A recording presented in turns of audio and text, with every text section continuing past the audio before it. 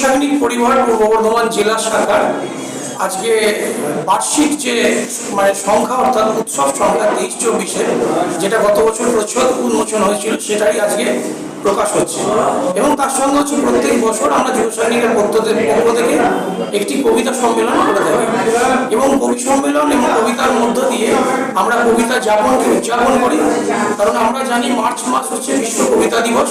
সেই বিশ্ব কবিতা দিবসকে পর্ব থেকে শুরু হয় আমাদের কবিতা যাপনের দিন রাত্রি। এই কবিতা যাপনের মধ্য দিয়ে আমরা যারা ছোট পত্রিকা অর্থাৎ লিটল ম্যাগাজিন তারা এগিয়ে চলেছি এবং বর্তমানের বুকে আমরা বিগত 5 বছর ধরে এই কাজ করে চলেছি। কোথায় হচ্ছে আজকে হচ্ছে Bardhaman municipal high school Rajendra Bhavan কক্ষে। আমাদের এটা বড় আনন্দের বিষয়, বর্ধমান শহরে যে স্কুলে আমি পড়াশোনা করেছি সেই স্কুলের অডিটোরিয়ামে দাঁড়িয়ে আমি আমার পত্রিকার অনুষ্ঠান করতে পারছি, এটা আমার কাছে বিরাট বড় প্রাপ্তি। আমাদের মাননীয় মাস্টারমশাই প্রধান শিক্ষক মহাশয় শ্রী অরুণাভ চক্রবর্তী উনি অসুস্থ, উনি আসতে পারেননি, তো উনি শুভেচ্ছা দিয়েছেন যে পত্রিকার সাফল্য কামনা করেছে।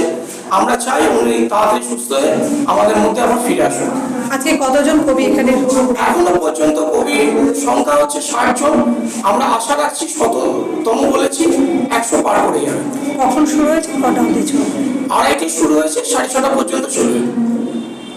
আর বিশিষ্ট হিসাবে কি? বিশিষ্ট অতিথির মধ্যে আপনি দেখলেন কাশীনাথ গাঙ্গুলি, দীপেন্দ্রনাথ শীল, শৈবাল মুখোপাধ্যায়, ঋষিগোপাল মণ্ডল, সুশান্ত পাড়ুই অন্যতম একজন ব্যক্তিত্ব।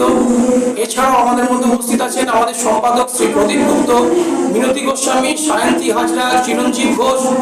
আমাদের বিশেষ পৃষ্ঠপোষক ছিলেন কমলেন্দু পাল।